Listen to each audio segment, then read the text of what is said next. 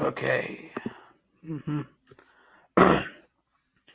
So, since we're going to be out of school for the remainder of the year and you actually need to learn something, let's try something out with me lecturing to you in the comfort of your own home because I am a curse that you cannot shake. Uh, I'm going to try to keep this as normal as possible as it would be to the regular class, but since I'm not there to interact with you, I won't be going on tangents, so it is what it is. But we're going to be covering Islam, its history, its beliefs, and just things up until about 1300, because shortly before that, the Mongols rolled the Emir of Baghdad into a carpet, threw him off the ramparts of the city, and trampled him with all of their horses.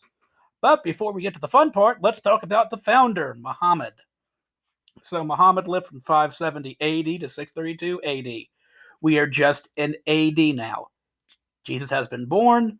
We no longer go back to the BC. But to understand Islam, you need to understand the importance of Muhammad, because Muhammad is considered to them the last prophet. So Islam actually borrows a lot from the Judeo Christian tradition, to where they follow the teachings to an extent of Abraham and Moses and all the ones before it. But pretty much what happens is Muhammad's just, living his best life, herding animals in the Arabian desert, just chilling, and he goes to a mountain. And guess who likes to talk to people when you're up on the mountain? That's right. An angel. Not God this time, but an angel.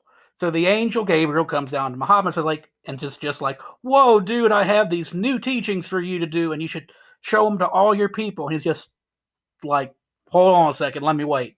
So Muhammad continues to go back to the mountain. He gets more teachings. These teachings turn into the Quran, which is the holy book. It turns into the five pillars. Several of the hadith, or the Islamic holy prayers, come from this. But eventually Muhammad goes home and he talks to his wife, and it's just like, honey, I don't mean to alarm you, but angels are talking to me. And she says, well, you probably should go tell somebody about this. And he starts preaching to the people of Mecca. So Islam originates around the city of Mecca. Mecca serves as a trading outpost for the various peoples that live in the Arabian Peninsula. The Arabian Peninsula being the giant peninsula you see on the screen.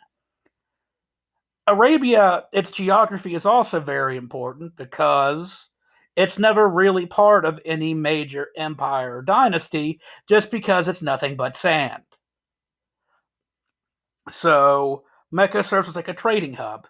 And he goes to Mecca and it's just like, wait, guys, don't mean to alarm you, but I've been spoken to by the agents of the one true God, and you should totally follow him. And the Meccan religion at the time, it being a trading hub, it has no centralized religion, and they don't want to switch to monotheism because that's going to make a lot of people angry who go there to trade. So they politely yet firmly kick him out and threaten to kill him. So what Muhammad and his followers, because he's gained a lot of followers during this time, what he does is he flees to Medina. He takes the trek up there 200 miles, and this later on turns into the tradition of the Hajj, which we'll get to shortly. So while in Medina, Muhammad continues to preach, and the Medians tend to convert to Islam. They like the message, they like Muhammad.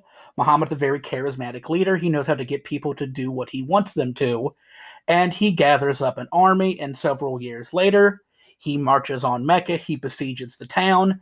They give in, and he is in control of the city. And the first thing he does is he goes to the center of the town, and there is this cube called the Kaaba. The Kaaba is a temple to all of the polytheistic gods of the region. Muhammad goes in, he destroys the inside of the temple, and dedicates it to the one true God, Allah, which is the same as the Christian God, which is also called God, or the same as the Jewish God, which is typically referred to in Hebrew as Yahweh. But unfortunately, Muhammad does the one thing that you should never do when you're doing things, and he dies. And that's the beginning of Islam.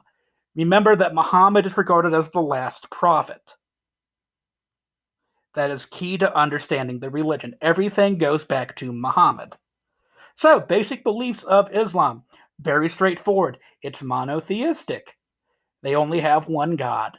His name is Allah. It's the Arabic word for it. Also, Arabic is the official language of the religion. Most Muslims know how to speak Arabic or at least read bits of it. The Quran is typically printed in Arabic. Yes, you can get translations of the Quran in other languages, but it's kind of like with the Torah, with the Jews. It's like more, not wholesome, but people tend to try to read it in the original language.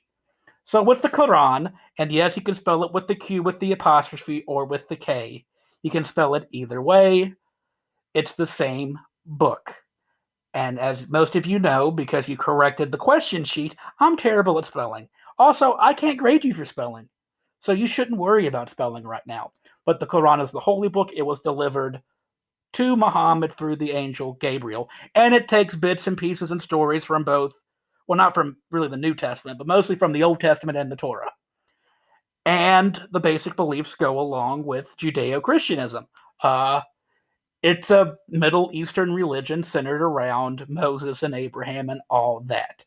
And it's very important to understand this because they all three believe in the same God. So the God of Muhammad is the God of Jesus, is the God of Abraham and Moses. All the same person. And let's see. Let's just end up with the basics today. I won't bore you too long. But you have the 5 pillars. The 5 pillars define the basic outline of how a Muslim should conduct his or her life. Just going to keep going on. You have the Shahada, the Salah, the Zakat, the Psalm, and the Hajj. You do not need to know them in their proper Arabic names outside of the Hajj. But the first one is the most important. It's faith. It's the acceptance of God and the visions of his prophet Muhammad. There is but one God and his prophet Muhammad. Very straightforward. It's the same thing with the first commandment almost of the Old Testament, except for the Old Testament, there's no Messiah figure yet. Next up, you have Salah, or prayer. Muslims pray a lot. You're supposed to pray 5 times a day. You pray in the direction of the holy city. Can you name the holy city? That's right, Mecca. By the way, I'm going to do this Door Explorer crap. No one can stop me. There are no rules. But Muslims pray 5 times a day, usually during dedicated times. Usually once at dawn around 5:30 or 6, and at least once in the evening. And there are ceremonies and rituals where you must go through to where you must wash and cleanse yourself and do all that. Typically within the mosques or the Islamic holy buildings, typically they always pray and they set in there via gender. Men pray with the men, women pray with the women, so on and so forth. But they always pray towards the east unless you're east of the east, and then I guess you pray west. Also, fun fact, they're buried towards Mecca as well. So, like, the Islamic burial rites are very peculiar. Not peculiar, but they're very rigid. You have to be typically buried the same day that you die, and you have to be buried in the direction of Mecca.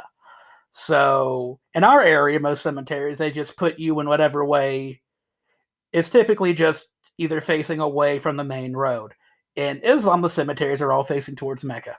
Next up is zakat, or charity. Pretty straightforward. Just help out those in need, help the needy, help widows, help orphans, help homeless, all that. Next up is fasting, otherwise known as the month of Ramadan. Ramadan changes from year to year. It's based off of the lunar calendar. So for the entire month of Ramadan, from sun up to sunset, Muslims are not allowed to eat, drink anything, including water. And besides that, they abstain from drinking alcohol. Muslims are they're teetotalers. They don't believe in drinking alcohol. And during this time, you continue on with your daily labors. Yes, they eat during this month. They do not go a month without eating. I know some of you are thinking that.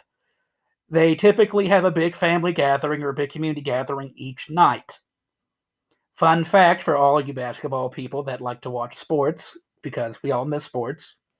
Hakeem Olajuwon, who played in the 80s and 90s, he is from Nigeria. Nigeria is a predominantly Muslim nation. He actually averaged more points and rebounds during the month of Ramadan. Woohoo! Go sports. And the Hajj. The Hajj is very important. All Muslims are they're required, but there are exceptions made, such as if you literally can't move or you can't afford to go. But they are required to go to the holy city once and complete a couple of tasks, walk around the cube, drink from a certain well, all things like that. But they have to go to Mecca once in their lifetime to commemorate Muhammad's journey from Mecca to Medina and then back to Mecca.